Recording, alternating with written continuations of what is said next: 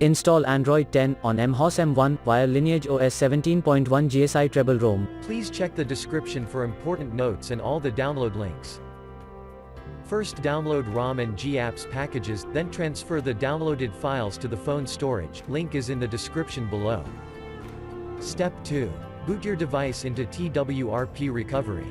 Once in TWRP, click on Wipe, Advanced Wipe, and select the check boxes, as shown in the image, excluding internal storage. Step 4. Swipe the button to wipe the device.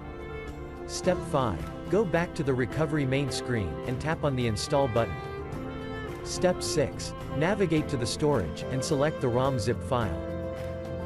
Step 7. Finally, swipe the button on the screen, to install ROM file. Step 8. Flash the GApps zip package, in the same manner.